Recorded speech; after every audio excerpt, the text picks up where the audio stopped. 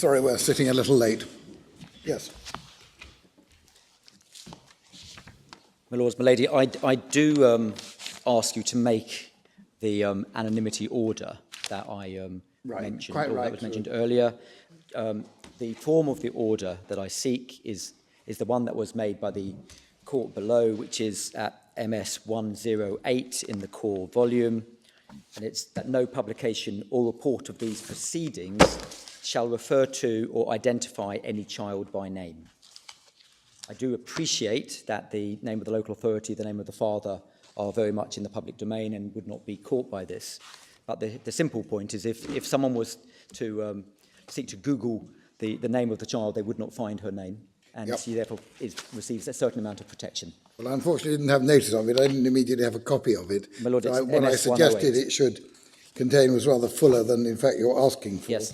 I think in the circumstances. Oh, yes. Yeah, in the circumstances, we will make the order you asked for. Most grateful. And secondly, my lord, we see the point, exactly the point you make. My lord, thank you very much. We're most grateful. My lord, Lord Newberger, you asked whether or not there were regulations preceding the 1996 Act which set out the number of sessions for a school, and my learned junior has been able to find the provisions, and we'll arrange to send them to you, but they are the education brackets schools and further education end of brackets regulations 1981, and that's SI 1981 1086, and that called for 400 sessions per year, less up to 20 sessions which a school could provide for holiday during term time, which came to the 190. Yeah, my only concern was that we appeared to be construing the Act by reference to subsequent statutory instruments, but there were ones already in existence. Thank you. But essentially, there was already a 190-day provision, and that's only for maintained schools and special, other than special schools. Thank you. My lords, where we left off before the short adjournment was my submission that the construction put forward by the Council and the Secretary of State would lead to absurd consequences, because as Lady Hale understood from the way in which the case was put, even one lateness would amount to an absence which meant that the offence was committed. And my submission, therefore, will be that there needs to be some very powerful, and I would say overwhelming, countervailing reasons why one would interpret the statute in a way which led to absurdity. And in a sense, that's the context in which one would need to look at this matter. Certainly, we would say that in Hinchley and Rankin, Lord Chief Justice Parker did not assume that only one lateness would amount to an offence, which is why he refers to the number of lateness, a much more considerable number of latenesses.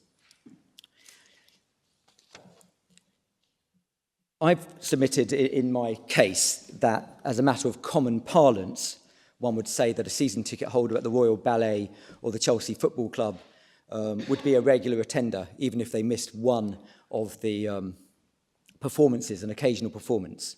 One could say the same thing about a supporter of Middlesex County Cricket Club. I understand they have 94 fixtures in the coming year.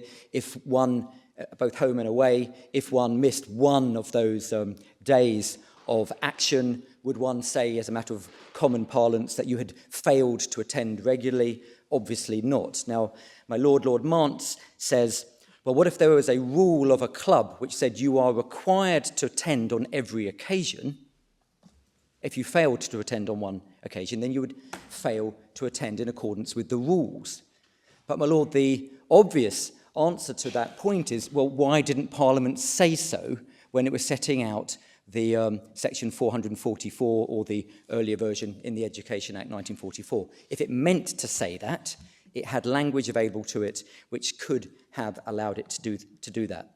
Without having done that expressly, explicitly, and clearly, one can only say that's not what they were intending to achieve.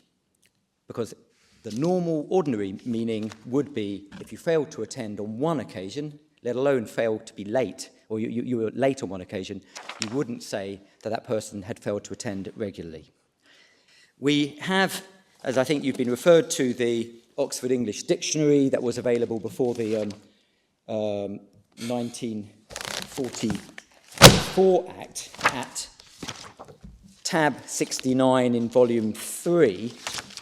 And I just want to pick up, if I can, MS page 1074, which is actually the definition of regularly, which is actually the language in section 444, but also in the earlier incarnation. And I accept that the first definition they refer to is at the proper times, at fixed times.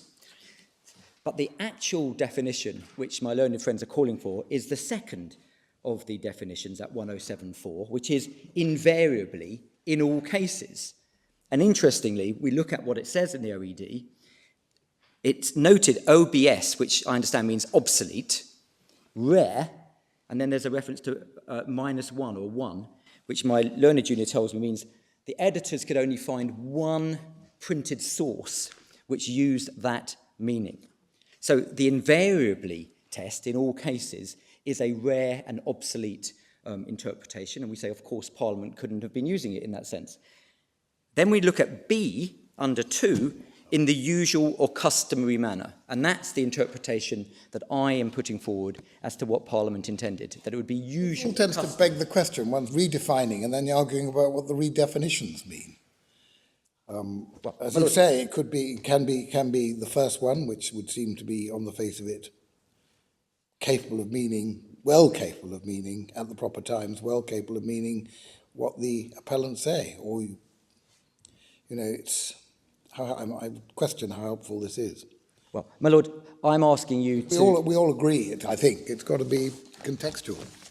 And it does have to be contextual. Which is as a matter of interest. And then there are 3 as well, if you look at the top of the page, in a methodical, orderly manner, with observance of due order or method. I mean, again, we can argue till the cows come home, well, whether that applies, whether that helps you or helps the appellants. It does seem to me we're simply moving the argument into what the definition means rather than what the word means.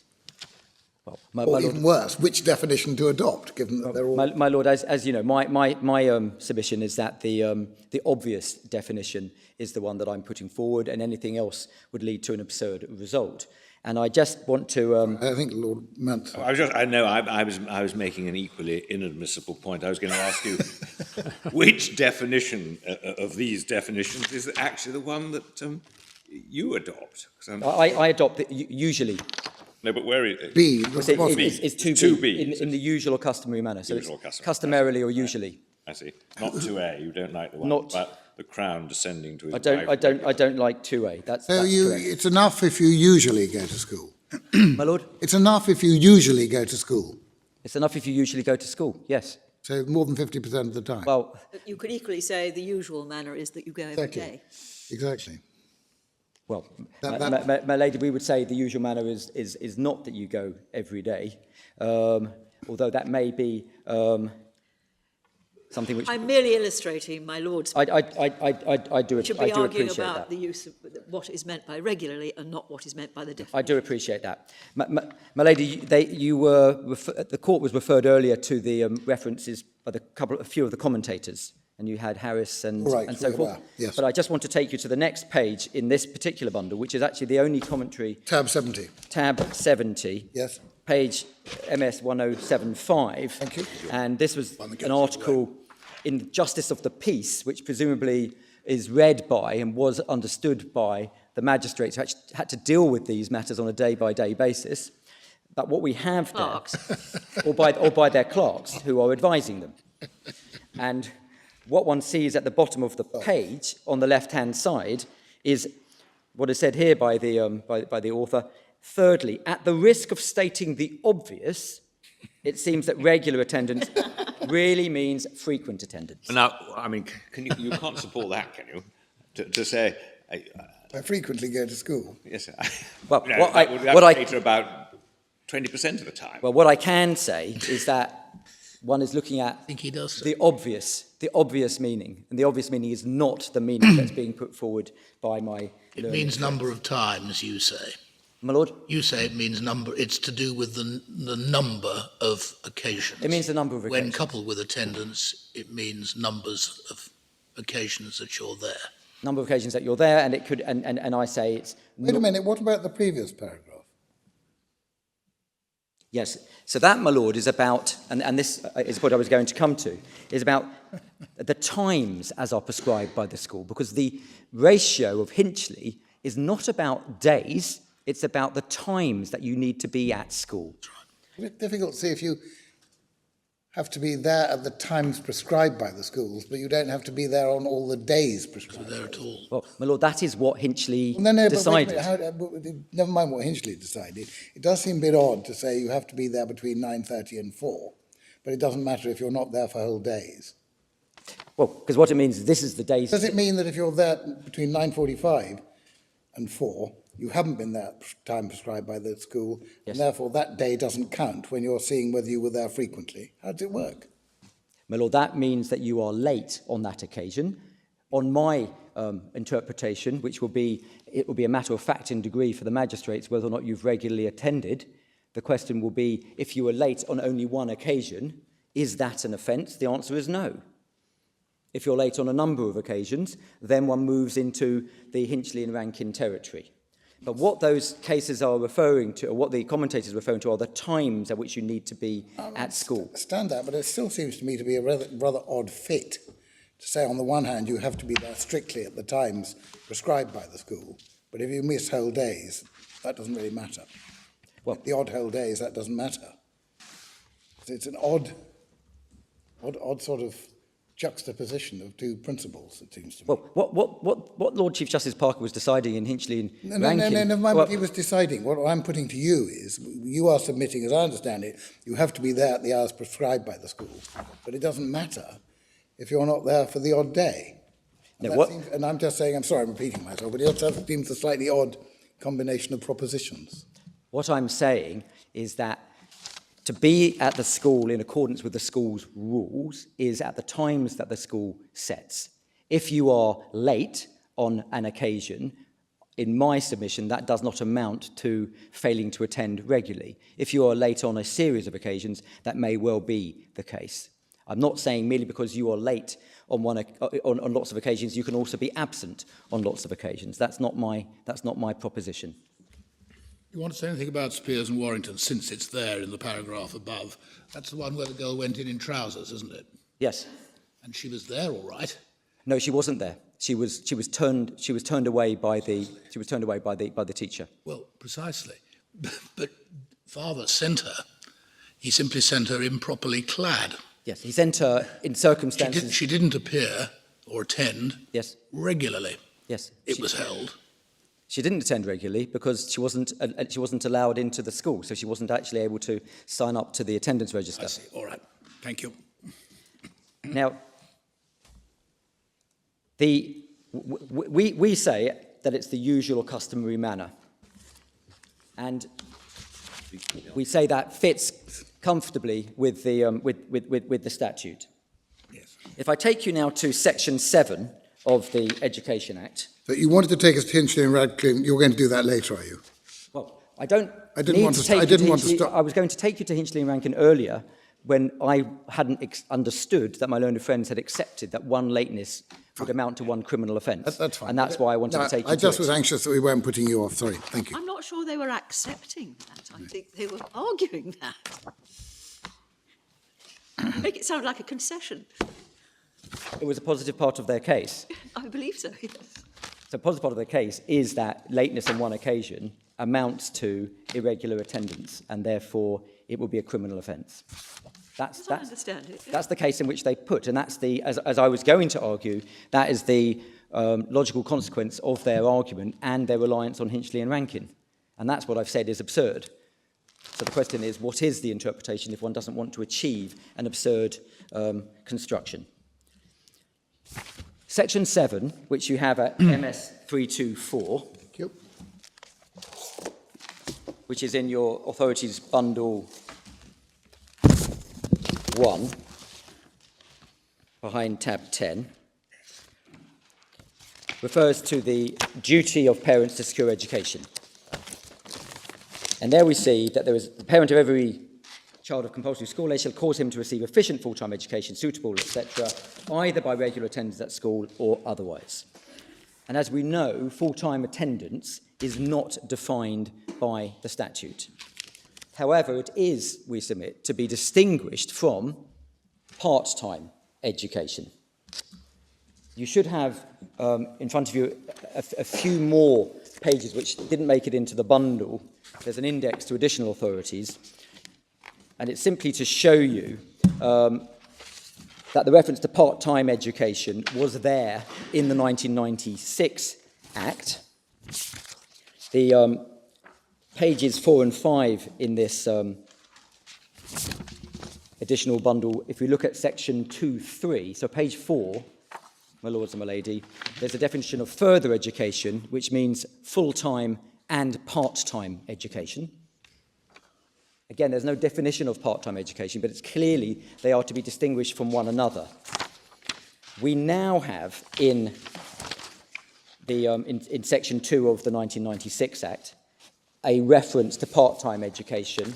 This is the amended version of 1996 Act, which you see on the first page of this volume at section 2, which is a definition of primary education, which includes full-time or part-time education suitable to the requirements of children between the age of 2 and compulsory school age. Well, that's for nursery education. Yes, but my lady, the point I'm making is that what Parliament does is it distinguishes between full-time and part-time. So to understand full-time, one needs to say, well, it's not part-time education. And we had the same reference to part-time education in respect of further education in the Education Act of 1944, which I'll just refer it to you. It was in section 41 at page 305, and that was in terms of further education. So what we know is that the duty on parents at section 7 is to cause them to receive efficient full-time as opposed to part-time But wait a minute, this is all added, is it? Or this by the Education Act 2002? The new reference to part-time education under the definition of primary... We can't be construing the 1996 Act by reference to a statute passed 6 years later. No, but my lord, the document I took you to first, Yeah. which was the original 1996 education, refers to part-time education in the context of further education. I see, I'm sorry. I'm just showing you, and that was the same in the 1944 Act, which you can see at MS 305 in your bundle, which is behind tab 6. At the bottom, there's a heading, Further Education. It shall be the duty of every local education authority to secure the provision of adequate facilities for further education, that is to say, full-time and part-time education. So the only point I'm making is that Parliament distinguished between the two, and one can only understand full-time education as being something different from part-time education. And that's the only reason you say why it's there in section 7, rather than to mean that you ought to be there all the time. That is what I say. What it does, if we in section 7, is it says full-time education either by regular attendance at school or otherwise. It doesn't define how many days is full-time education. It doesn't define how many hours is full-time education. And in fact, for non-maintained schools, independent schools, there is no requirement for any particular number of days.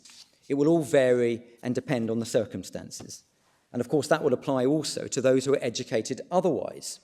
If you're educated otherwise, there is no particular set figure of days or hours that you have to be educated otherwise to satisfy the duty. It will therefore be something which varies according to the circumstances. Now, we say, contrary to the way in which the case is put by the Council and the Secretary of State, that the reference to full-time education does not inform the meaning of regular attendance. Rather, it explains the type of education that the child should regularly receive. It doesn't... Well, we put this, or at least I put it, to Mr. Eady, and the alternative view is that full-time is not the critical word. You could attach a meaning to regular attendance by reference to whatever is required in the particular school. And you've given a helpful footnote 18, which explains the basis on which terms and sessions are defined. Yes. So it doesn't help. This is really the point that I'm making. There must be some base, because otherwise you haven't got any criterion by reference to which even to apply your test. In order to know whether someone is frequently or usually or habitually there, you still have to know what there means and when it means. Yes, and what is the usual rule, or what is the rule of the school at which you are receiving your education? But it doesn't explain or provide the construction of what regular attendance means. No, you've still got the question. One still needs to look at what does regular attendance mean. So what we you do accept that it is inevitably linked to whatever is required at the particular school. It has to be linked to that. It does have to be linked to that. But the question is whether it requires strict compliance with that. The question is whether or not regular attendance requires strict compliance. Exactly. But if the school has specific days and times, are you regularly attending? Are you receiving a full-time education if you don't go there at the times at the school? Yes, because if you're not there for 1 minute, how could it possibly be said you're not receiving full-time education? You're certainly not receiving part-time education, we would say, which is the contradistinction. You're either full-time or you're part-time, and it couldn't possibly be said that being 1 minute late or even being a day absent, which is the case, which is the primary case, is not receiving full-time education. Yes. It is a concept. Anyway, you don't argue that or otherwise at the end of Section 7 includes non-regular attendance at school? No. Or otherwise is about where you... It's either by regular attendance at school that you receive full-time education, or it's through some other mechanism. Yes, and I don't seek to make anything of that. What we then need to move on to is what is the consequence if one doesn't satisfy the duty. And I do accept that there is a linkage between the Section 7 duty and the enforcement mechanisms that we see at Section 444 and 437 of the 1996 Act. But they are not direct, they're not mirrors of each other, and therefore if one doesn't comply with the duty in Section 7, even if it's read in a very strict way, as my learned friends are seeking to put on it, doesn't mean that there is necessarily an enforcement mechanism which applies. You can see that the statute at Section 444 doesn't refer directly to Section 7, they're not contained in the same part of the Act, and the language doesn't mirror the language. They both refer to the concept of regular attendance, but Section 444 does not refer to full-time education. Section 444 also provides for the statutory excuses. Now, before we look at Section 444, it is relevant, I say, to look at Section 437.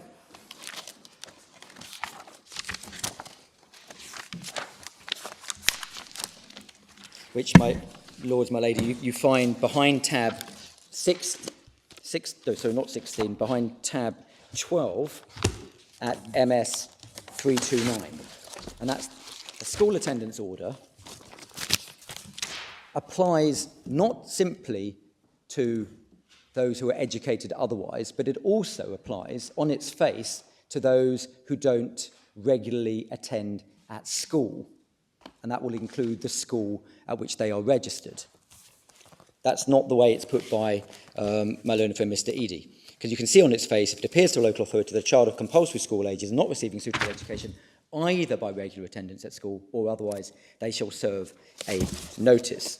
So that is one of the enforcement mechanisms, is to go through the school attendance order route. There are, of course, a number of other mechanisms for enforcement, which I will just refer you to without going into them in any detail. There are, of course, informal and non-legal discussions that can take place between a school and the parents. There are parenting contracts. which which are referred to at tab 16, MS 361. There's an education supervision order, and then which is at MS 314. And then, of course, you've got the penalty notice and prosecutions as a result of section 444. Now, looking at section 444 itself, we say that the proper interpretation of it is that the offence is not committed, this is the primary offence, section 4441, where there has been one absence or one lateness. And we say the text, the rest of the text within section 444 doesn't point otherwise.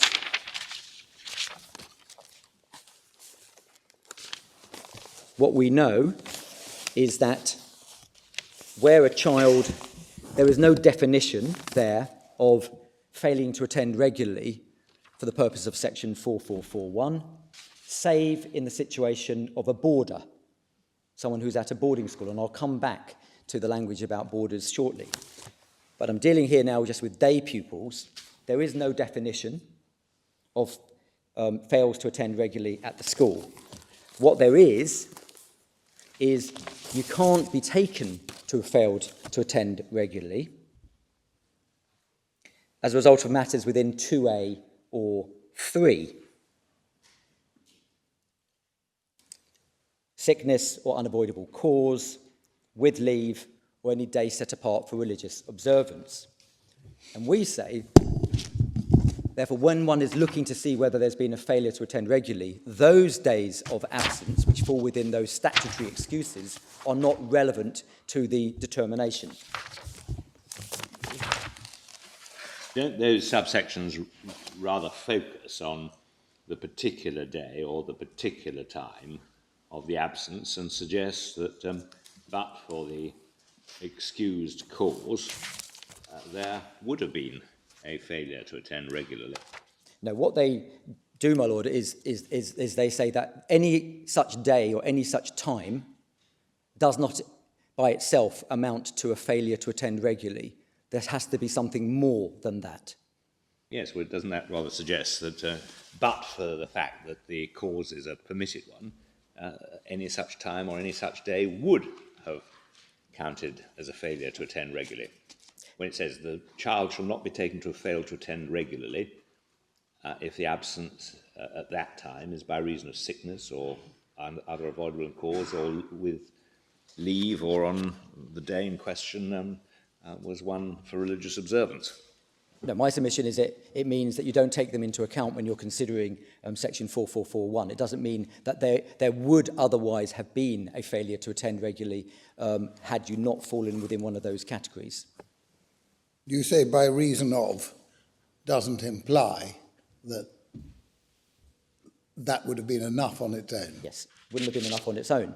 But there's nothing which says you don't take them into account if there are further absences on your case, is there? And that's a bit surprising. Well, my lord, it does say, at 2A, for instance, a child shall not be taken to have failed regularly by reason of his absence from the school at any time. Yes, well, if there was a further absence which was unexcused,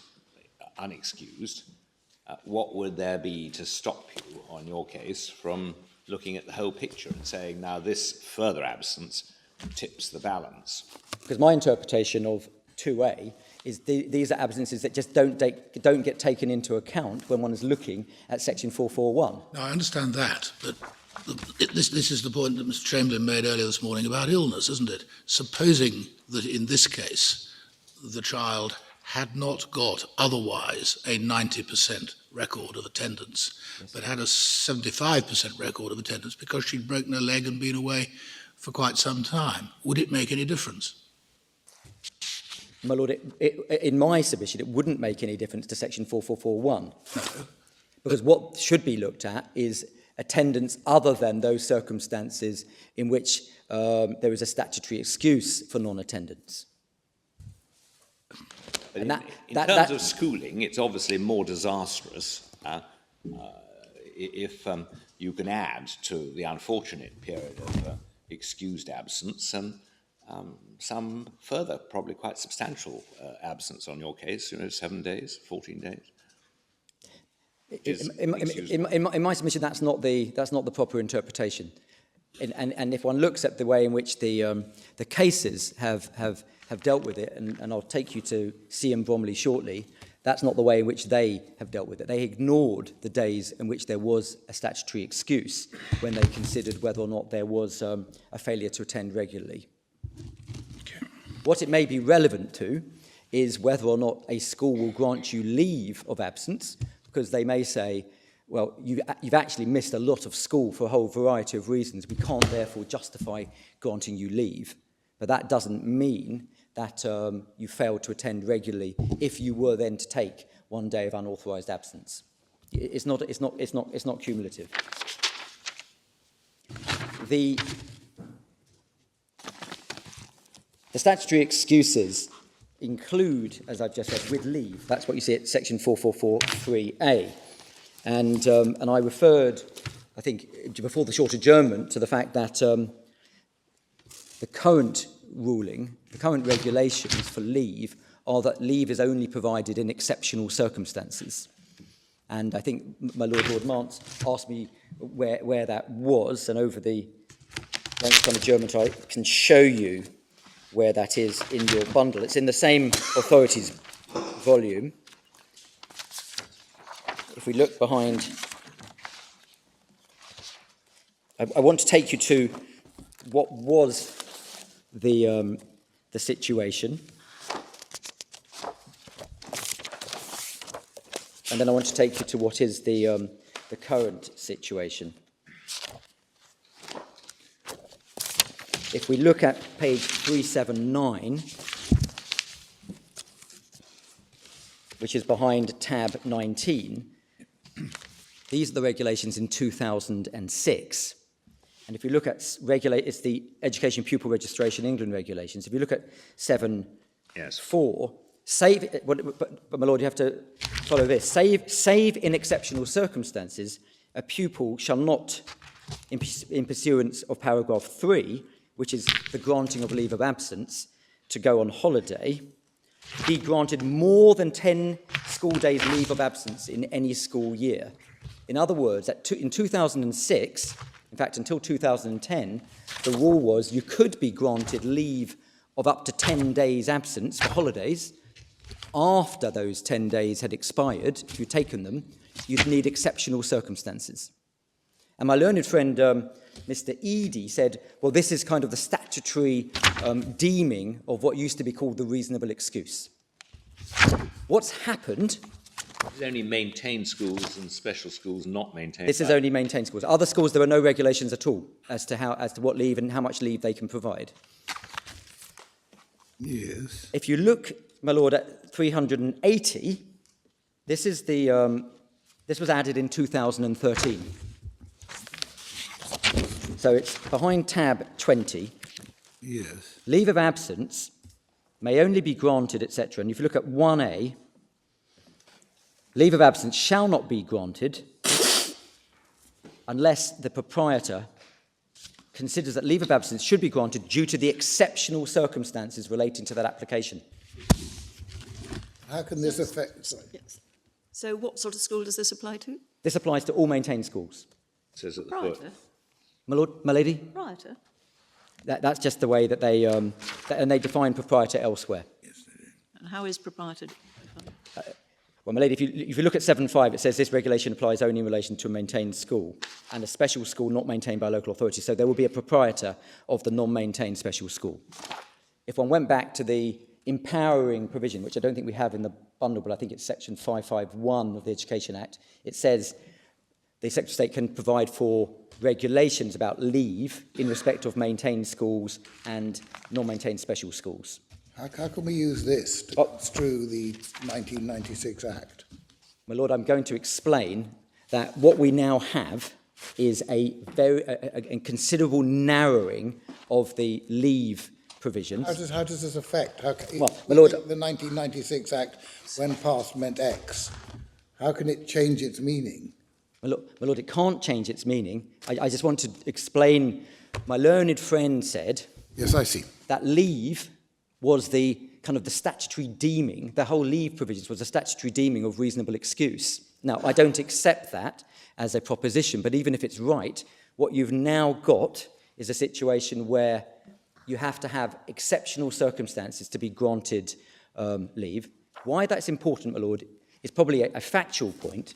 It's only really as a result of that one is seeing the kinds of prosecutions and penalty notices that are now taking place, because previously people were given their 10 days leave to take holidays. But by regulation... Maybe this doesn't go to construction. This might go to the reasonableness of these regulations. But it doesn't seem to have anything to do with the primary case we're concerned with. But you say you're answering a point made by... I'm answering the point that's made... I wasn't going to deal with this at all, but I'm answering the point that was dealt with by my learned friend. These are not deemed reasonable excuses. What I will go on to say is that the definition of regular attendance reflects what was the previous law around reasonable excuses, which was previously, under the earlier regime, pre-1944, Parliament accepted that parents had a role to play in whether or not their children should be withdrawn from school, and whether it was appropriate for them to be withdrawn from school for any particular reason other than the statutory reasons. That was then removed when they narrowed down the statutory exceptions. It used to be there were reasonable causes and they were defined, but they weren't exhaustive. But let me come to that in a moment. You also have you can also have excused from the failure to attend regularly, where it's a day exclusively set apart for religious observance. Right. And I'll come back to that point when we look at borders, because I think it's quite important. Section 444(6) refers to the child with no fixed abode.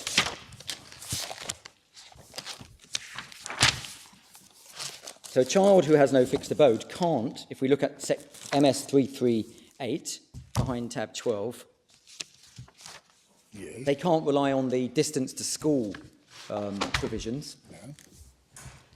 And there is a reference there, as my learned friend referred to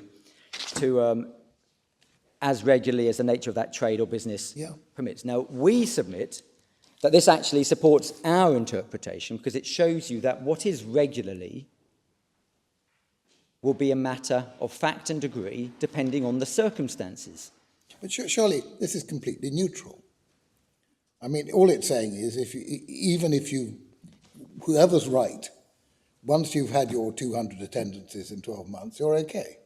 How does that show that you're right or the appellant's right? Well, my learned friend makes the... He relies on it for supporting his construction. I know he does. I'm saying it supports my construction. You may conclude it doesn't support either That side's is my present construction. view, I have to say. But my submission, I have to make my submission. No, of course is you do. that And you can fairly say my question is equally well put to Mr. Chamberlain. I accept that. So my submission is that where it's referring here to as regular as the nature of the trade or business permits, it's showing Parliament's understanding that what is regular will depend on the circumstances, and it would be a matter of fact and degree. What you can say, although it seems to me it's inevitable in this formula, in subsection 6, is that they're looking at the thing in a global way rather than a specific way. Yes. But that's as far as I think subsection My Lord, 6. I'll move on from 4446. Then I need to deal with the issue of border.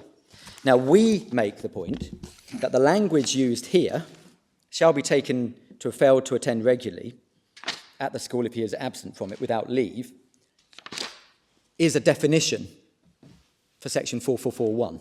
So in respect of borders, because they shall be taken to have failed to attend regularly, which you don't have for day pupils.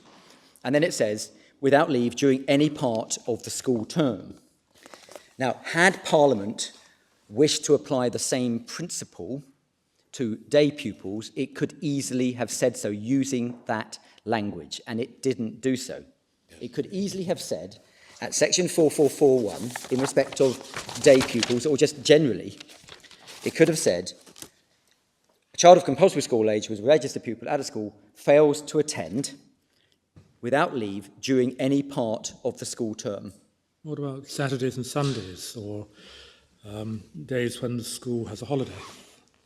Yes, but the school term would be the days in which the school is in session. Because a school term, under any view, cannot include the weekends when children are never expected to attend. I'm sorry, are you saying that if boarders disappear on Saturdays and Sundays, that's all right? No, I'm not saying that, because for them, in their context, they need to be there. For them, their school term includes the Saturdays and Sundays. Yes, correct. But if one applied the same language to 4441 in the context of day pupils, at any time during the school term, that would be interpreted as meaning the days on which they were expected to attend. I gave you at the beginning other interpretations that Parliament could have used, and they had language upon which they could have used it, which was on each occasion that the school is open. They could have used exactly the same language as they used in section 447, someone who was absent without leave during any part of the school term. If they had done that, then the matter would have been abundantly clear that Parliament was saying you can't be absent at all. The fact that they haven't used that language, we say, means that that wasn't what they were intending to do, and their concept of regular attendance was something else. Now, it is said against me that why would there be something different for boarders than there would be for day pupils? It is said you have to construe them in the same way. So just as a boarder cannot be taken out for leave by a parent during any part of the school term, the same should apply to a day student. But there is a difference between boarders and day pupils.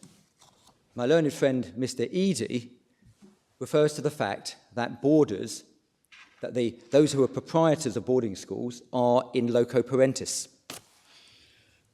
And that is correct. They assume the responsibilities of the parents during the school term. And therefore, no parents can't come along and say, I'd like to take the child out for a holiday, because they have handed over responsibility for those children, other than for unavoidable cause or sickness, to the proprietor of the school. And how that fits with the language... So they're in loco parentis to the exclusion of the parents, are they? To the exclusion of the parents in terms of leave. In this context of taking children out of school. Just in terms of leave? I'm not talking about it in any other way. I'm talking about it in terms of leave. It says it's all right. They can't be taken out for leave purposes during any part of the school term. Yes. Because if you look at the text closely, you will see that subsection 7 is a code completely for boarders. They don't fall within anything else.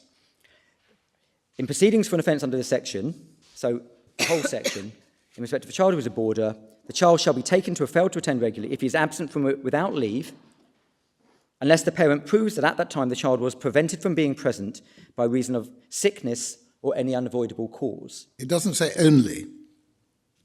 You say this takes out boarders out of the rest of section 44, do you? Yes. But it doesn't say only. Well, in terms of... It says he shall be taken to or failed to attend regularly if he's absent without leave. In terms of the defences, my lord, they only apply to... I see what you mean. I see what you mean. At the time, he was prevented from being present by reason of sickness or any unavoidable cause.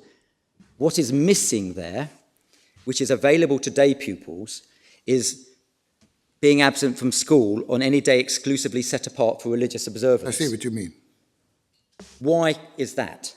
That's because there is obviously a policy decision taken that when you are a boarder, this is the loco parentis point in terms of what you can and cannot do at school, you are essentially, as a parent, providing to the proprietor of the school, you are responsible for my child's religious observance days. I cannot take a child out for religious observance because they are living with you. And that, I say, is why this applies entirely differently, but also it supports my argument as to the language, because they could have used that language elsewhere. So My Lord, you may say, well, at the end of the day, it's neutral. There are arguments both ways. It doesn't go anywhere. But again, it was used, you can say it was used against I'm dealing with their conceptual Understand. argument, because they're saying there's an anomaly. Yes, understand. Thank you. Yes, I see. My Lord, there's a number of other textual points that we make about the statute in general, which are set out in our case, and I'm not going to deal with them in my oral submissions. There isn't time for that. Thank you. But if we look at case, in our Paragraphs. case, paragraph 22 Yes. at MS. Yes, at MS 88. Yep, we have it. Thank you. Yep. We deal with other parts, and also And the medical officer paragraph 20, regularly. and paragraph 23. There's various other references to. Well, they can't be in pari materia, can they? The statutes in pari. Anyway, the medical practitioner regularly could mean when he's required to be there. You know, I don't think that helps you either way. But No, but I'm saying it doesn't mean on each occasion when the local authority requires his services, which is the interpretation that my learned friends are seeking to place on it in terms of the school attendance. But I set out a number of different points there. Paragraph 23 as well. We can only look at those other statutes if, and certainly we can't look at the regulations, can we? We can only look at the statutes if they're in pari materia, and I don't think they are they? Well, my Lord, anyway, you're anxious, A, that we consider this, and B, that we don't spend too much time on it now. my Is Lord, that right? my Lord, that's right. My point is that there are other indicators within the text and within other education statutes, and one is supposed to read other education statutes with the Education Act 1996, unless there's some contrary intention. But I set out the various points at paragraph 23. Yeah. And I see it does say this act shall be well, that's right. Yes. Yeah. Yeah, so that's to do with the 1997 Act, which is another reference to regularly. Yeah. Well, yeah. It's the wrong way around. I do make a point at paragraph 24 in my case, which is to do with, again, it's another textual point about there is an offence committed where an excluded child, so a child who's been excluded from school, is present in a public place at any time during school hours, where Parliament specifically says that any time gives rise to the offence. And I'm saying if Parliament had wished to do that in respect of Section 444, it could easily have done so, but obviously chose not to do so.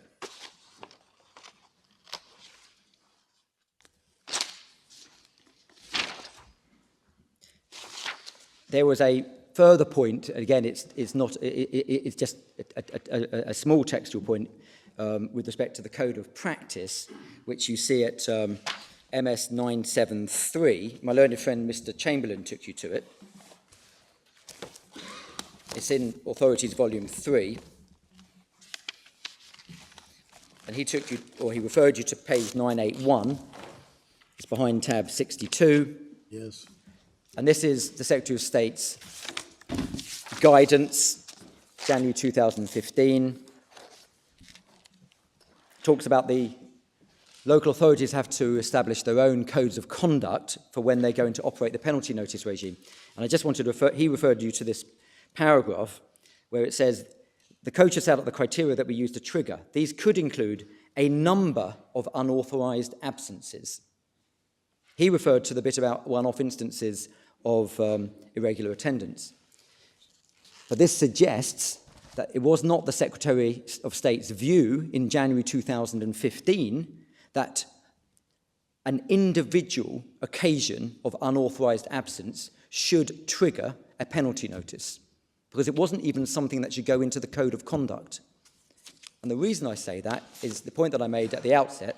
The argument that's being run now has never formed part of the analysis of the case law or the guidance previously.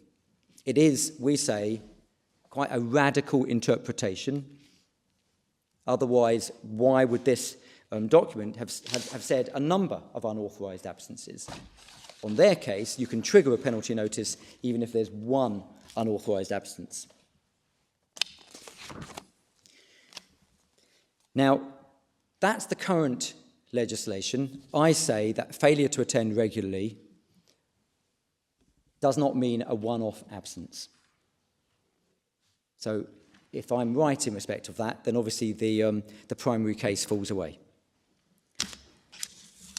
I say that that proposition is supported by the statutory history, which we set out in our case between paragraphs 26 to 34. I've already mentioned some of those points already, but I'd like to reiterate that if the Council's and Secretary of State's construction is correct, the attendance regime has got far stricter than it was before 1944. Because reasonable excuse has been taken away from what was the offence regime under the bylaws.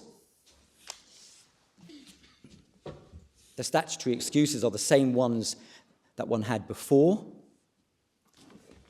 plus leave. But reasonable excuse has been taken away.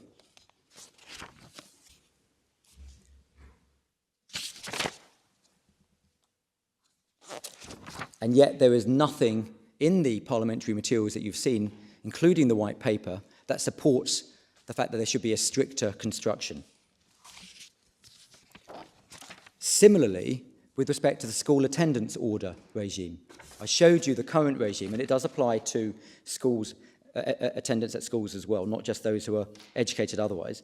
Under the previous legislation, there was a defence available, or rather the test was habitually and without reasonable excuse. Now it's just failure to make regular attendance.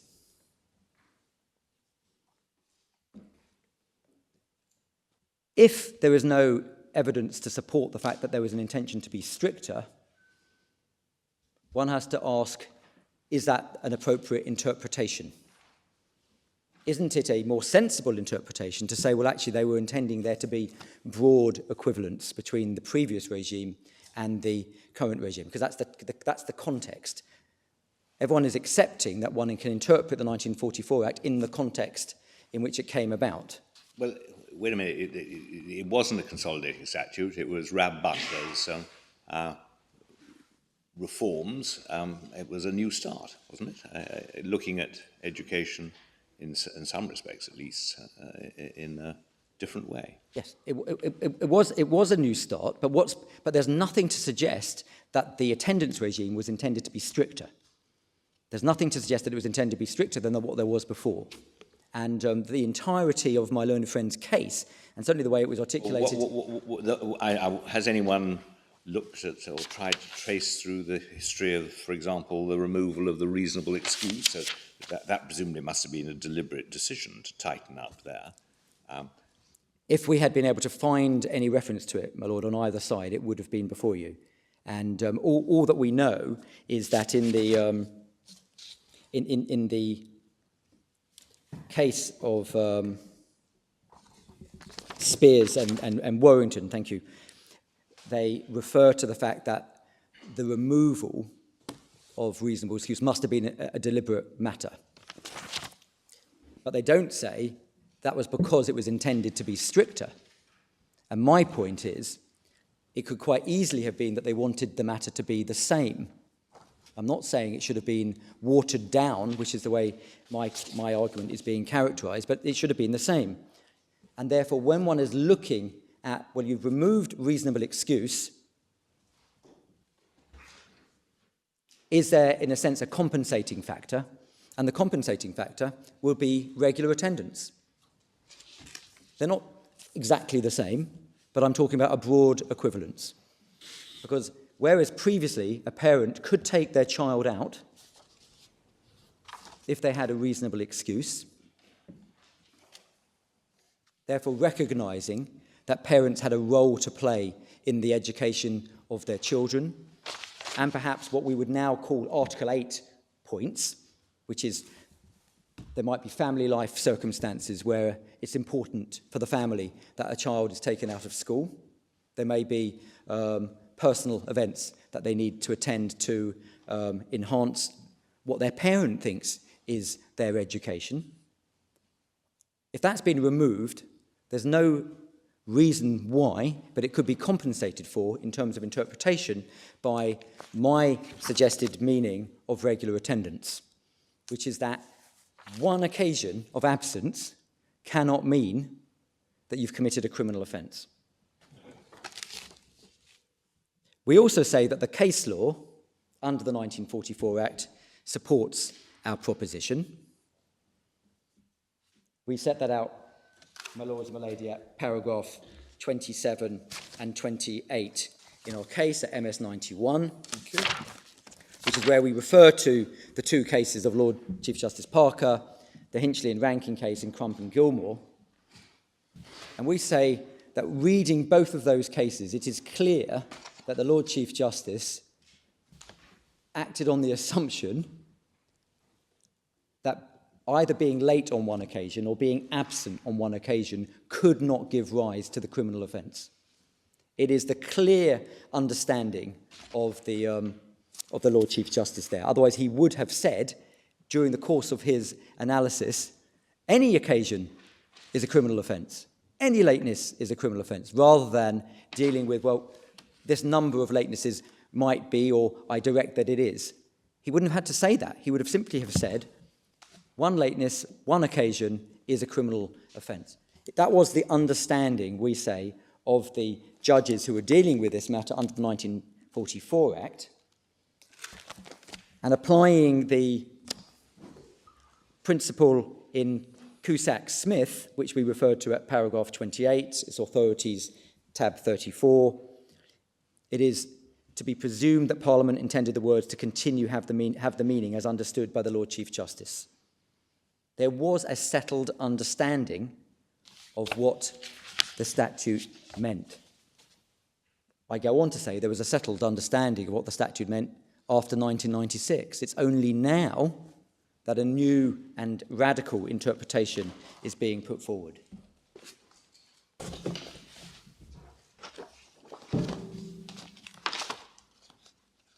Under the 1996 Act,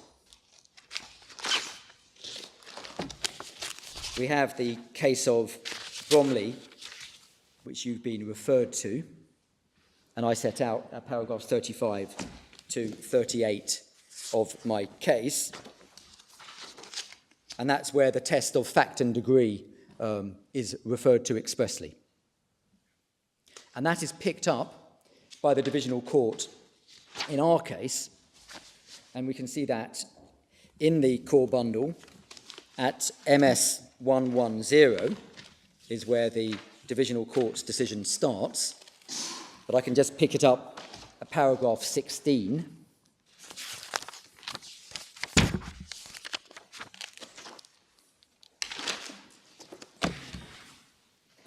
where Lord Justice Lloyd Jones, sitting with Mrs. Justice Thirlwell, as she then was, deals with the arguments relating to essentially the primary case and says the offence is committed if a child fails to attend school regularly without lawful excuse. That's MS 116. Absence on an unauthorised holiday of itself does not necessarily constitute an offence in all cases. Clearly, an unauthorised holiday could lead to a finding that there has not been regular attendance. However, as Mr. Justice Sullivan made clear in C, that absence will have to be considered in all the circumstances of the case, including attendance over a wider period than the period of absence. And then goes on to say, I do not consider that it's open to the authority to criminalise every unauthorised holiday by the simple device of alleging in the information that there's been no regular attendance in a period limited to the absence on holiday. If that were carried to its logical conclusion, it would be open to the authority to bring a prosecution under section 441 in respect of an unauthorised absence from school without lawful excuse of 1 day.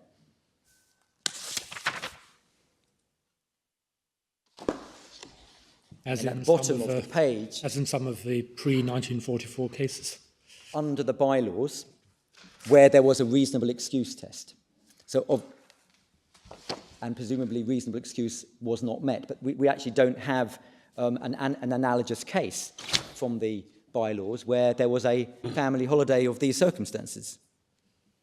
There were a variety of reasons why people took why children didn't attend school.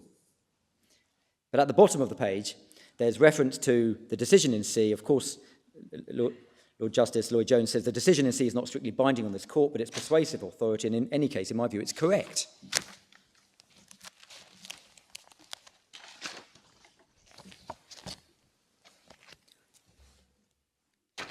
And then at paragraph 20, the question whether attendance had been regular could not be ascertained solely by reference to the period of absence.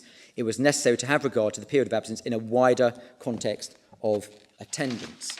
Now, we say that is a correct interpretation and understanding of the legal framework. It's entirely consistent with the earlier case law under the 1996 Act, but also under the 1944 Act, and fits with the statutory language.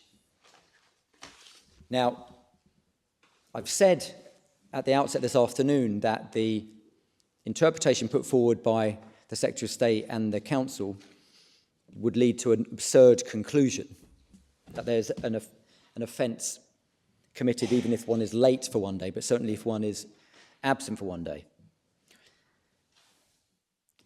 And I said that there needs to be a powerful countervailing reason for this court to arrive at a conclusion which would be absurd. At the very least, my lords and my lady, I suggest that you would have to be in real doubt that the construction put forward by the Secretary of State and the Council is the right one, because otherwise there would be this absurd consequence. And consistent with the judgment of Lord Reid in the Ottawell case that you've been referred to, if one is left in real doubt, you must not penalise the citizen.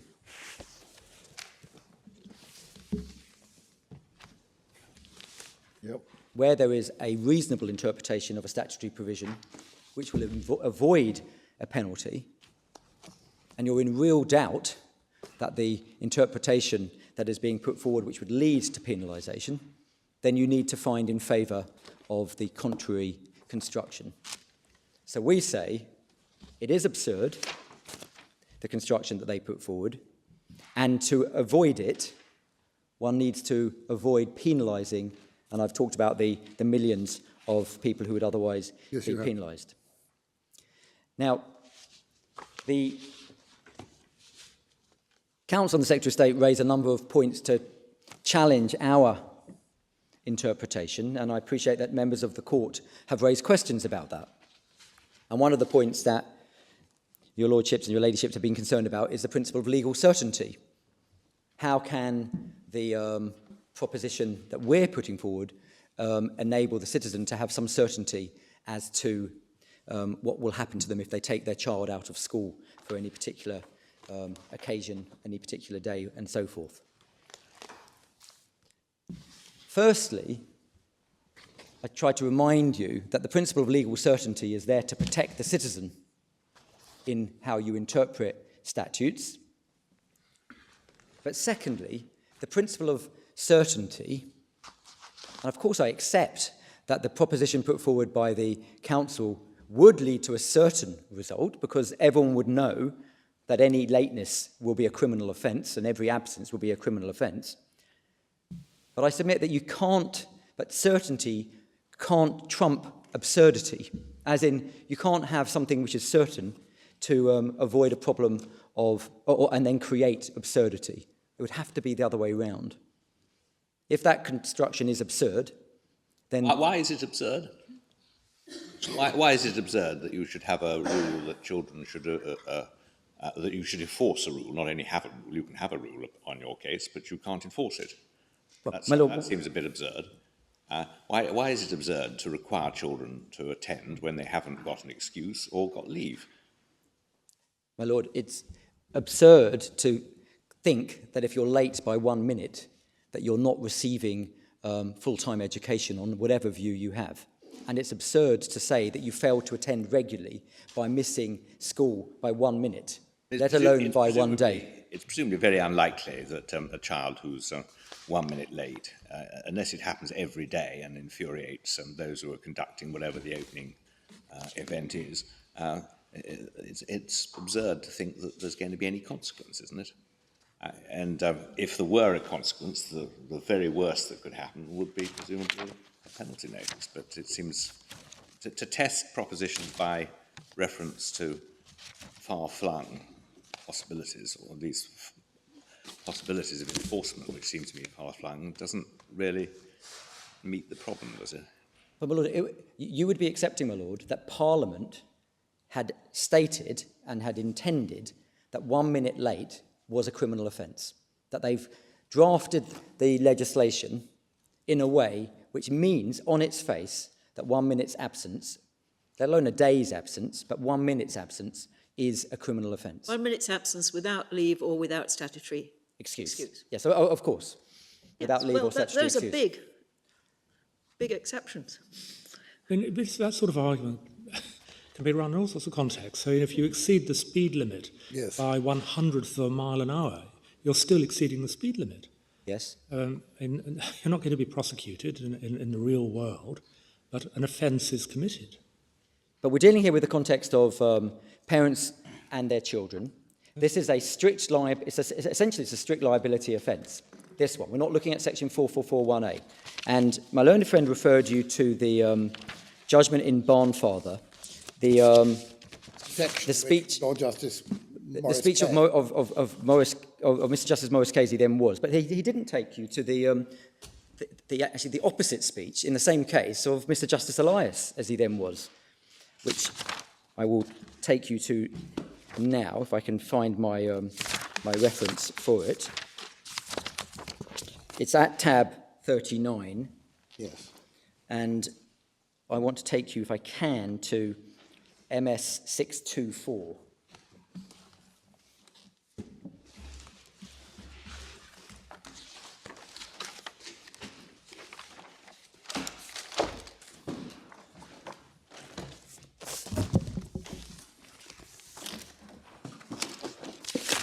See, Mr. Justice Elias, as he then was, picks up the argument around justification. You'll remember this is an argument about whether or not there's a breach of Article 6. It's an argument, it's a Salabacchio argument, Yes, isn't it? yes. Whether the strict liability offence is justified or not. Yes. Yes. And they said this doesn't fall within Article 6.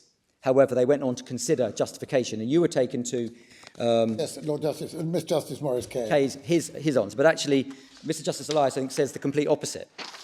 And I rely on what Mr. Justice Elias says, and unsurprisingly. And he deals with the arguments for the Secretary of State there, Mr. Lewis, as he then was, at paragraph 54, who makes exactly the same points as my learned friends are making today.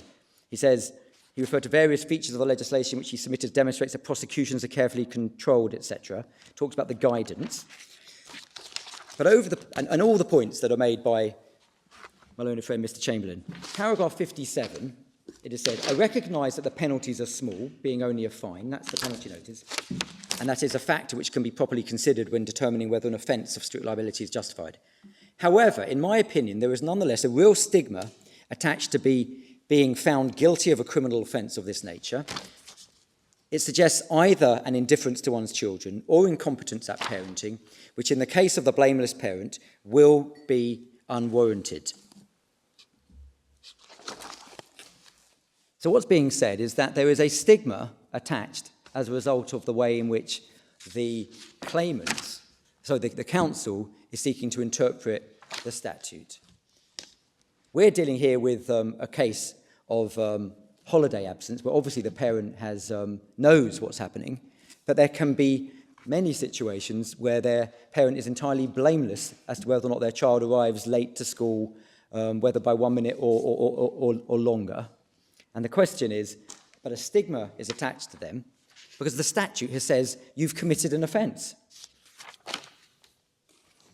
And that, my Lord Mance, is what I'm referring to as the absurdity point. And that needs to be, can only be trumped by some very powerful countervailing considerations. He doesn't seem to treat that as enabling him, at any rate under Article 6, to construe the statute as anything but a strict liability. No, that's because, but that's because Article 6, he says Article 6 is not breached. So all of this is overturned, but of course it's overturned to different effect. Yeah. I'm just giving you the other overture. Yes, well, I knew you would, because we knew there were two different views expressed. But what Mr. Justice Elias does say is that if he came to justification, he would have said it wasn't justified. That was his interpretation. Right, well, now can we come to the point which you were going to address at some point, namely, how does it work? Your case puts it into the hands of the parents rather than the teachers to judge whether there should be an absence, insofar as you can make an assessment, you say, as to whether a court would conclude that there was a frequency or usualness of attendance, and if you get it right, then you'll be acquitted. That's a very vague test. By reference to what period do you decide? Supposing that you're charged by reference to a limited period, can you object to that? And if so, what is the criterion which you adopt for the period? So we say that it, as was said by Mr. Justice Sullivan, as he then was in C, and by Lord Justice Lloyd Jones in this case, in the Divisional Court, that it's a matter of fact and degree for the magistrates. And as in many other areas of criminal law, one leaves these matters to the good sense of the magistrates. Do you think of an equivalent which you leave the magistrates? The prosecution decides to choose a certain period, you choose a different period. The magistrates then can decide what period to take, what would be enough absence to qualify, and provide it's when to be reasonable. That's it. I can't provide you with a direct analogue to that. No, my lord. But pretty extraordinary. But what, given that it comes in at this point and it's criminal. But what we're looking at is not, in a sense, what is put in the information as to the dates of non-attendance, which is what's done. It's can you take into account anything else when determining whether or not there's regular attendance? I understand. And what's being said by the court here is it's one thing to, there could be 1 day of absence. Should we only look at that 1 day, or are we allowed to say, as a question of fact and degree, exercising our reasonable judgment, one can take a broader view? But why don't you take, the 6-month prosecution period is presumably for the protection of your client. Yes. Is there any reason why you shouldn't say, please look at the whole of my school career? It just happens in this particular 6 month, I was away rather a lot, but I've had 100% attendance for 12 years. And it would be quite outrageous to treat me as not regularly attending. What is the limit on the period? My lord, the limit is what is in a sense the reasonable person test. But what the is, limit? No, is, why shouldn't the reasonable person say this is an impeccable character? They've just slipped up for the last 6 months. Their parents decided that they wanted a holiday, and who's to blame the child for yielding to that temptation? I don't see why a reasonable person on your test would draw any because limits at all, would know how to. Well, I would say, as we've seen in all the cases put before you, going back to the 1944 Act and so forth, there is a test of what could the reasonable magistrate have decided, and they've decided that on all the different cases, and they have said that if something is irrational, that no reasonable bench of magistrates could have taken into account that period, then they say so. So you have in the case of C and Bromley. What you have to judge as a parent is not an absolute. It is whether there might be a reasonable bench of magistrates which was against you. Because other reasonable benches might be in favour of you, but you get off. But if there was a risk that one was against you, you couldn't do it. That's a very odd test, isn't it? Well, my lord, it's a question of, I would say, a matter of common sense. And what you have is looking at the entire career, school career of a child, to say 100% attendance all the way through except for a period, would not be a rational thing for the magistrates to take into account. There's got to be a period which is somewhat proximate to the period of absence about which one is concerned. Now, whether that is the term or whether that is something longer than the term, I think will depend on the particular facts. So or even the half term, Or between holidays, between proper holidays. I would say I mean, probably there are not. all sorts of hypotheses that one could take. Should it depend upon whether it's a particularly crucial term? My submission is that that's not relevant, because it's not, that is not about. We're looking at regular attendance at school, and whether or not, we're not looking at anything. If we're looking at beyond what that. a reasonable bench of magistrates might do, they might say, well, it's one thing to take the kid away during X term when nothing very special happens, apart from ordinary education, but during a different term, when it's the run-up to the important exams, well, then it really does matter, and the kid is going to be prejudiced by this, and so it's My not lady, regular they're attendance. not. I'm not asking for the magistrates to determine whether the reason why you were taken on holiday or the consequences for the child being taken on holiday were good or bad. That would be reintroducing the test of reasonable justification, which Parliament has specifically Not looking at taken reasonable away. justification. We're looking at now, we're testing you No, on so I'm test of reasonable magistrates. No, but I'm looking at the test of reasonable magistrates in terms of regular attendance. So the fact that So it's a it's a particular... purely exercise in time, looking at how long they were absent, relative to how many other times they were absent over the arbitrary, or perhaps that's a slightly unkind word, over the selected period that the magistrates take. Yes. You simply say, right, we're taking 6 months, and the period you've been accused of is only 4 days, but when we look at the rest of the 6 months, you were away for another 18 days, so it's bad. But if you were away for no other days, then it's not bad. Well, that would be one interpretation. But if we But look they could over take- a year, actually it gets much worse, therefore... But, my lord, what they did in this case, for instance, was, I would say, it was a sensible approach. They said, what was the attendance record of the child before she took her holiday? What was the attendance record after the holiday was taken? And then Over what the period was that? Period before the holiday, Yes. They looked at several months before. several months. Was it actually ever...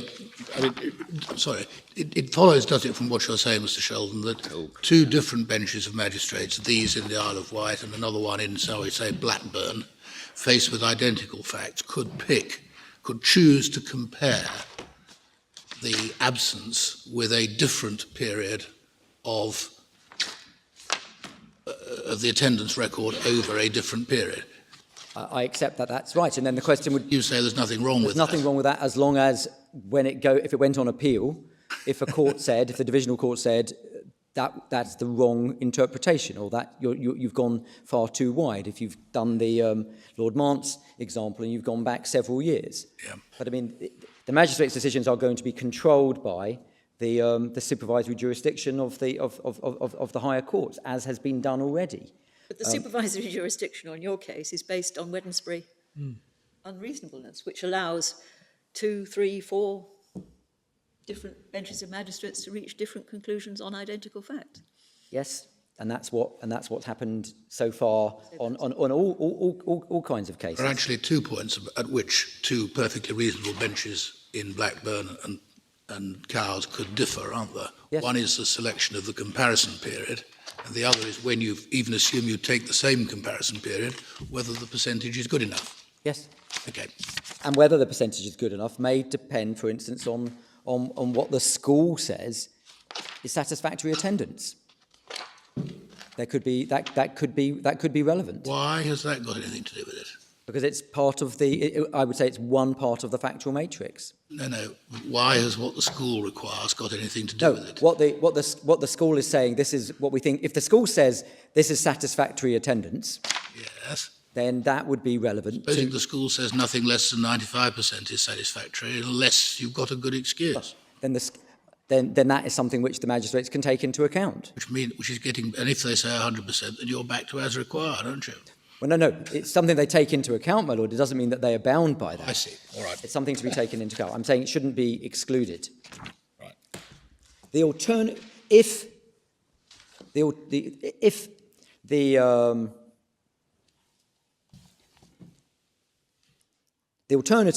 I say, to a fact and degree approach is the absurdity conclusion that I've sought to advance.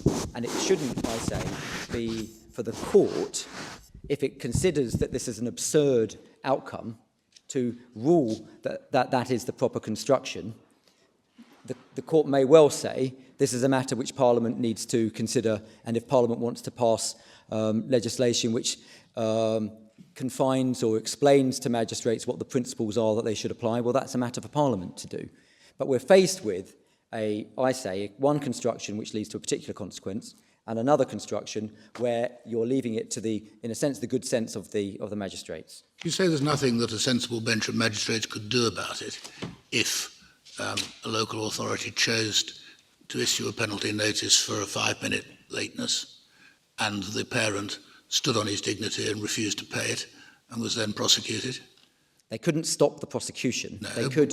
What could they do? Well, they could direct an absolute discharge, And there could be costs. exactly. However, that doesn't mean that the parent wouldn't have suffered the indignity of the process and had to go through the process. The cost will never compensate them for having to go through that in the first place. Yeah. All right. And so of course, absolute discharge is a possible outcome, as it was in a number of the cases that we see in the bundle. So we say that the point of view of certainty, the proposition of certainty, isn't a trump card.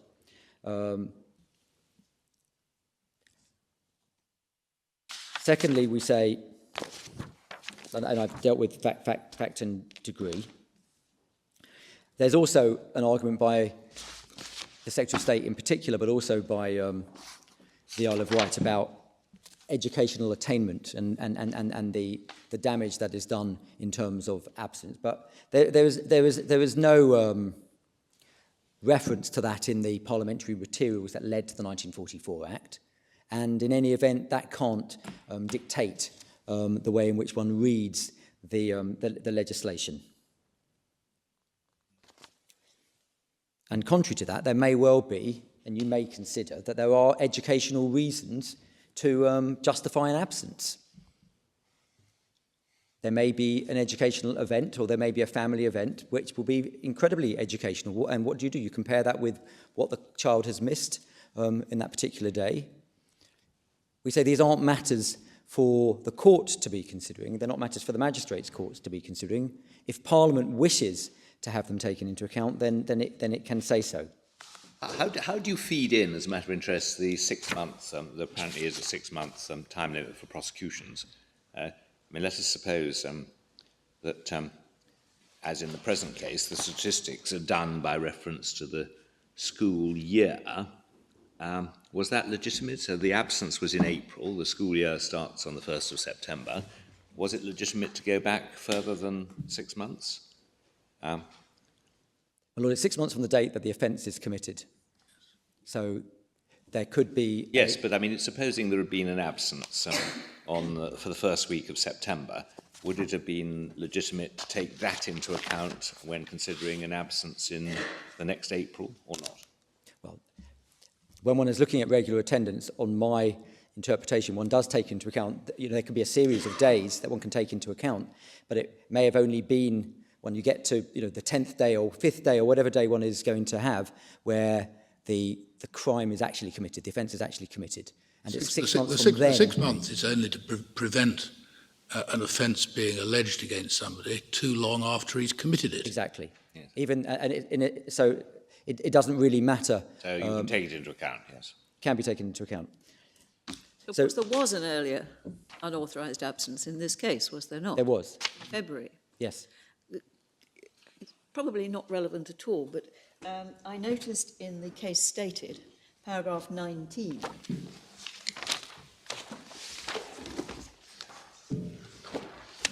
where reference is made to that,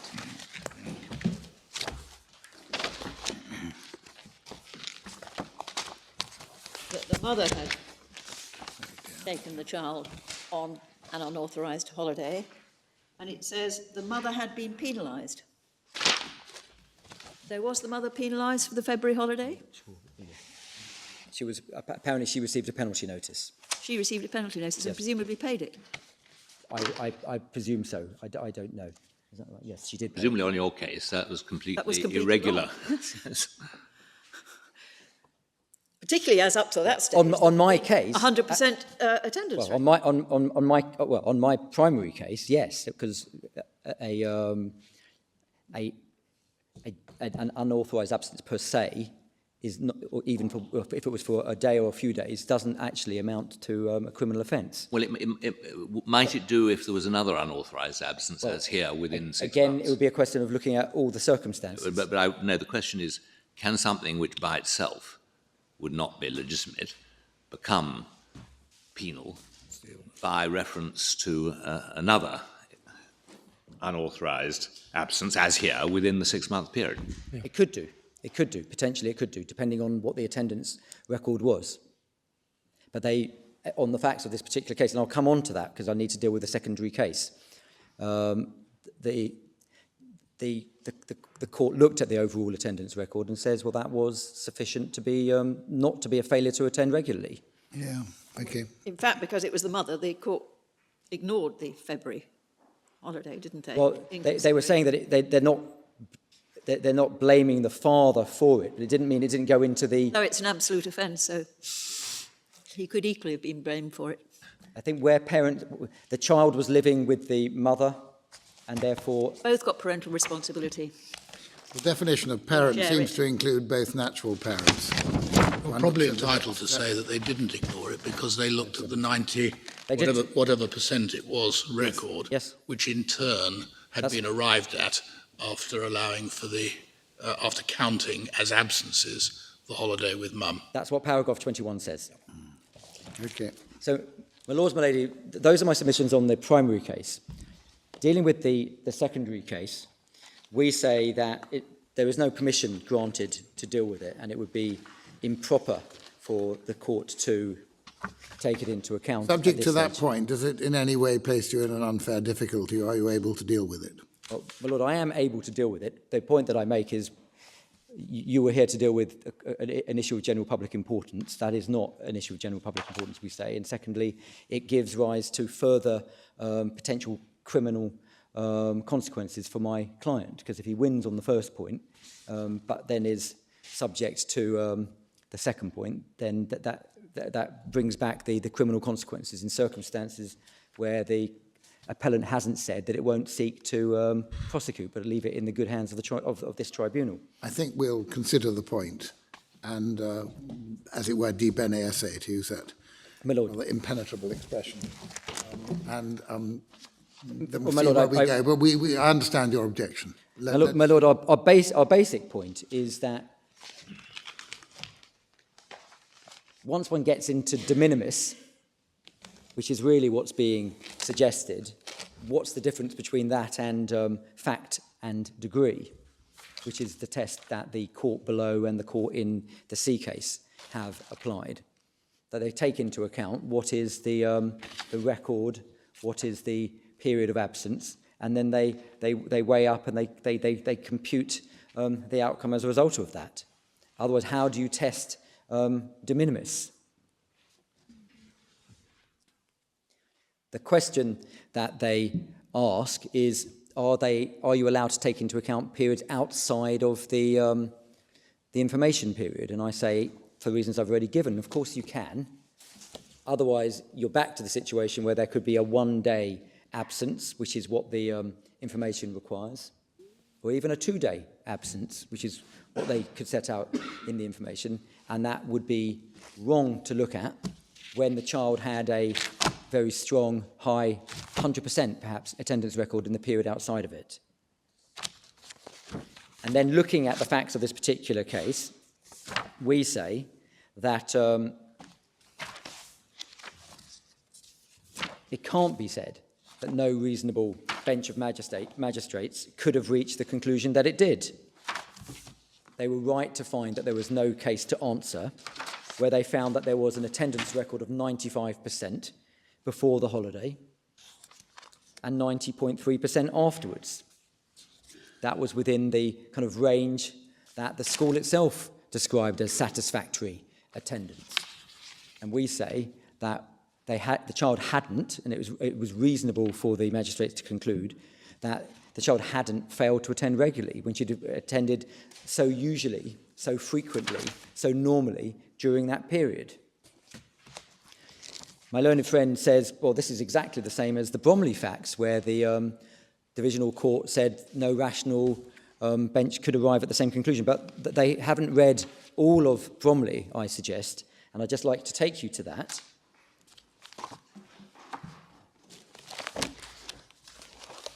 It's MS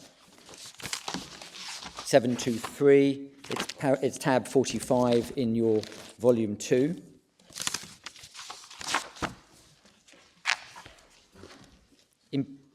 Importantly, for you to take into account, at 727, there's paragraph 4, which talks about the true level of attendance. And they're dealing with 3 children, and the average essentially was 80 out of a possible 114. And it's in that context that the divisional court finds that there was an offence committed. If we pick it up, my lords, my lady, at paragraph 19, at 732, Yep. they say the question will be very much one of fact and degree, but in the present case, the holidays amounted to 18 unauthorised absences when set against a possible attendance of 104.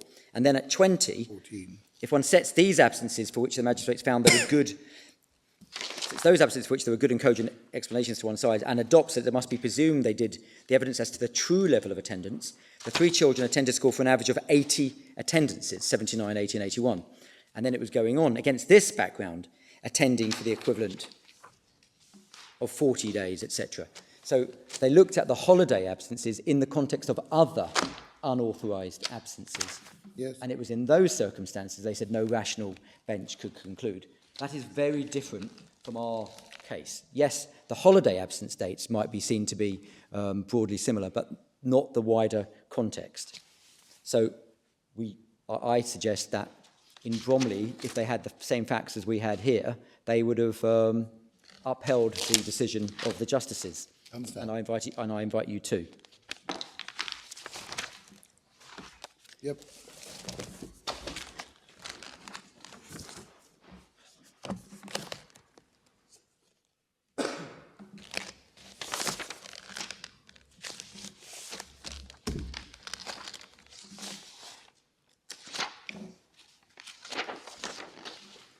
So, my lord, I just want to make one further point that my learned junior has asked me to make, which is that our primary case is the interpretation. Of course. And if you're with me on that, you don't need, we say, as the court, to actually determine what does fact and degree mean and how it ought to be operated. That is not the function. We should leave the facts of this case, A, because they don't have leave on it, B, it's not a point of general public importance, and we should leave that to the courts below, essentially. Yes. Or we say, and if you are going to look at it, We should say, find in your favour. We should find in my favour. Understand. So, my lords, my lady, unless I can be of any further assistance. Thank you. Mr. Greatrix. Mr. Chamberlain.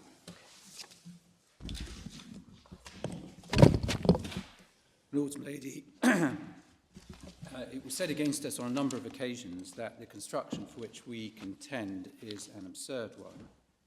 We do gratefully adopt the point put by my Lord Reid to Mr. Sheldon.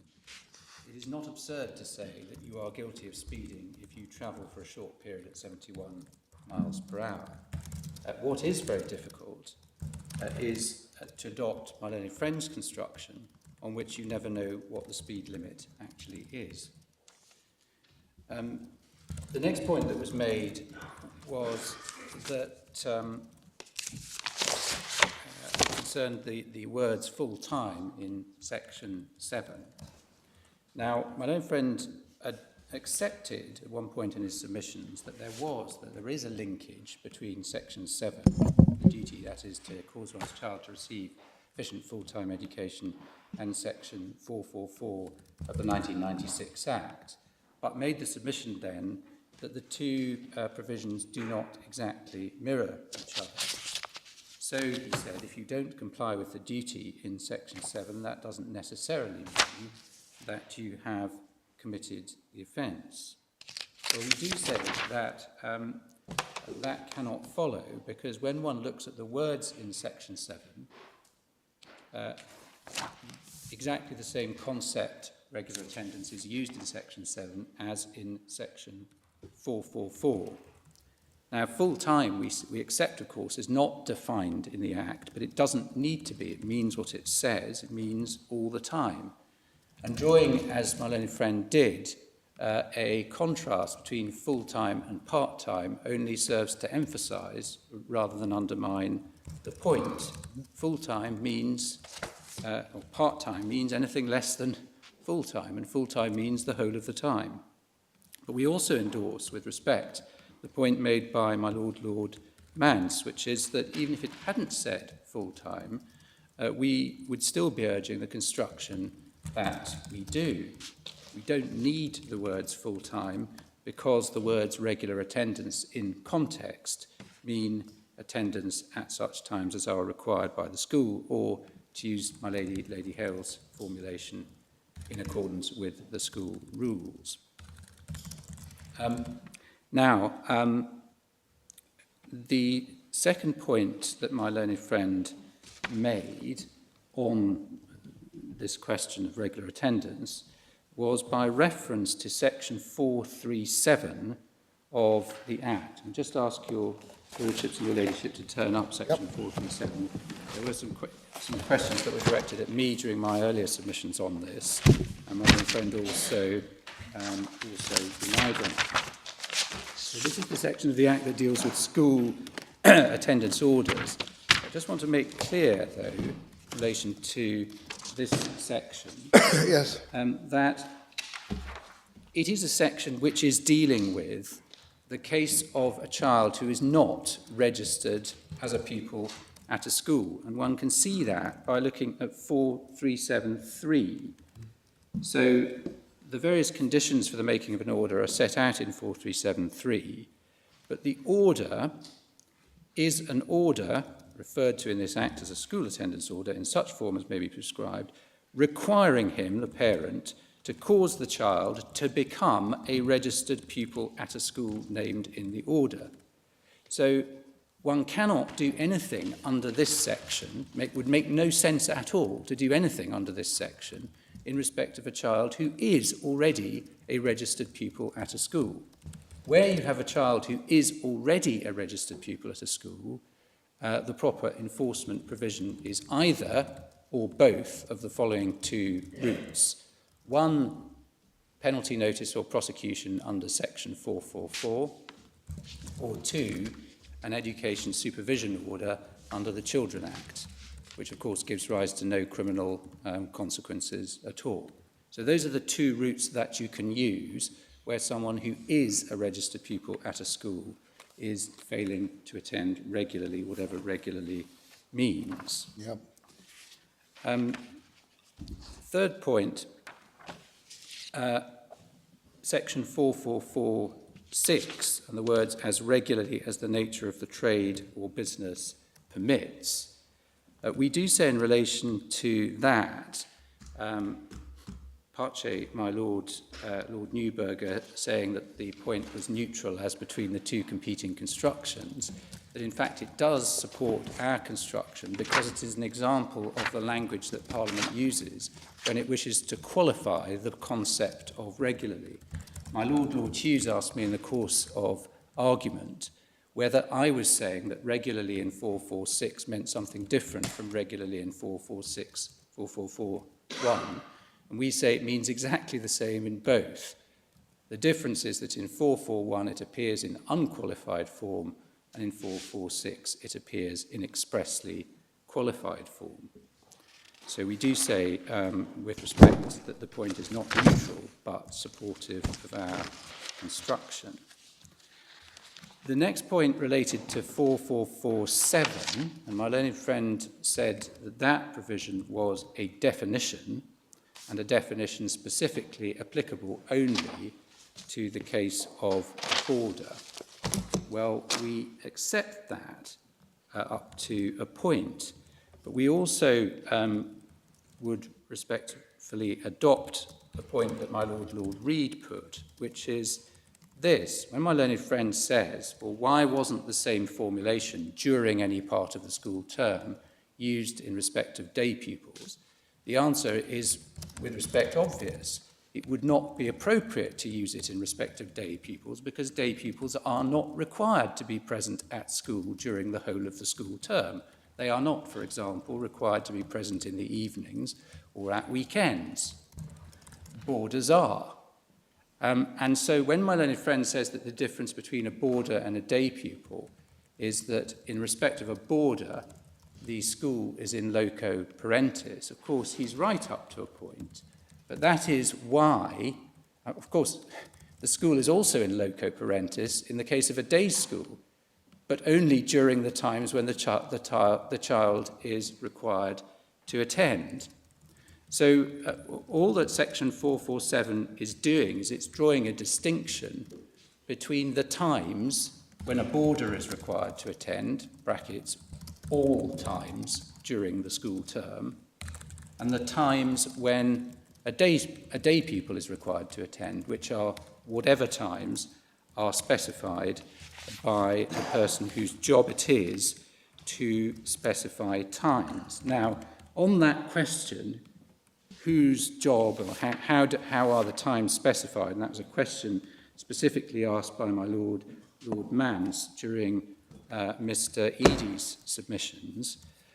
We do deal with that in detail at MS 60, footnote 18 in our case. To that. Yes, sorry, It's your footnote. We've been referred to that, yeah. Yes, so my lords, my lady have seen that. It's actually quite a complicated statutory regime.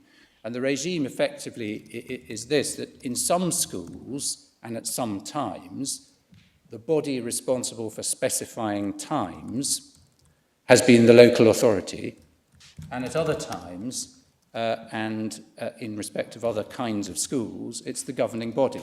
Yeah. The trend seems to have been, for what it's worth, to give the governing body more leeway than before, certainly in respect of some kinds of schools such as academies and so forth. So there is exactly the sort of detailed regime that one would expect if the word regularly referred to in accordance, as we say it does, in accordance with the school rules. One can see from the regime who it is that specifies both the term dates and the session times. Yep. And the two are specified differently in some respects. Yep. The next point related to the offence in section 103 of the Antisocial, not the Antisocial Behaviour Act. It's the offence in section 103 of the Education and Inspections Act 2006, which is committed by a parent when a child who's been excluded from school is present in a public place at any time during school hours. So the first point we make about that is a 2006 statute, right. And it simply cannot help to interpret the 1996 Act, especially when the words in the 1996 Act are materially identical to those in the 1944 Act. Yep. Next point relates to the tracing through the legislative history of the removal of the concept of reasonable excuse from the Act. Can I just show your lordships, your ladyship, the case of Spears and Warrington, because this point is dealt with in terms in that case. Authorities Bundle 1, tab 33, MS 539. Yep. What is said there by Lord Goddard is that the Quarter Sessions had approached the case, bearing in mind Maher's case. Yep. Maher's case we deal with in our printed case at paragraph 25, MS 54. Yes. That was a case under the 1921 Act where the court had held that the specified statutory excuses were not to be read as exhaustive. That is to say, it was open to the magistrates under the 1921 Act to consider any excuse that was put forward by the parents and to accept it if they regarded it as reasonable. So we can see what Lord Goddard says here at 539. He says that the Act of 1944 was not a consolidating act. It appears to the court highly probable that the reason for the change that he was dealing with there was that it was considered desirable to abolish the decision in Maher's case and to substitute for it a new section which would not leave it open to justices to find any reasonable excuse parents might set up, but to confine the excuses to the reasons set out in subsections 2A, B and C. So you have, as Mr. Eadie put it, a section dealing with excuses in an exhaustive manner in the 1944 Act, because the desire was indeed to confine the excuses to the statutorily specified ones. And we do say that in that context, it would be very surprising if, in addition to the statutory excuses, one had a further period of leeway, put it like that, to take further time off school, even in circumstances where the statutory excuses were not made out. Now, there was reference in that context to the regulations which formerly in England used to allow up to 10 days holiday. Just make the point, because it's relevant to this court, as a court sitting for the whole of the United Kingdom, that the position in Wales remains the same. So in Wales, there is power to give leave for up to 10 days holiday. But of course, A, that doesn't help construe the 1996 Act because it's regulations, but B, of course, if my learned friend's construction were to be accepted, you would be talking about a further leeway beyond the 10 days holiday which had been given as leave. Why? Because on my learned friend's construction, where leave is given, they have to be left out of account. Finally, there is Barnfather. I don't need to go back to it. We've had you citing Mr. Justice Maurice Kay. And I've cited Lord Justice Maurice Kay. My learned friend cites Mr. Justice Elias. Yes. The point about Barnfather, and it's a very quick point, if I may, is that in that case, what they were looking at were the safeguards that were before them then. Now we have an additional safeguard which wasn't in place then, namely the penalty regime. And so when one asks the question, well, is it fair for someone to incur the stigma of a criminal conviction? The practical answer in a case such as the present is that there was no need at all for this respondent to incur the stigma of a criminal conviction. He could have done what the mother did in this case, which is pay the penalty notice. And had that been done, liability to conviction would have been discharged and no stigma would have followed. For those reasons, unless I can assist the court further, we respectfully invite the court to allow the appeal. thank you very much. Thank you very much for your oral submissions, and thank you very much for all those involved in preparing the written cases. Consider this matter and let you know decision in due course. Thank you very much indeed. Court's now adjourned.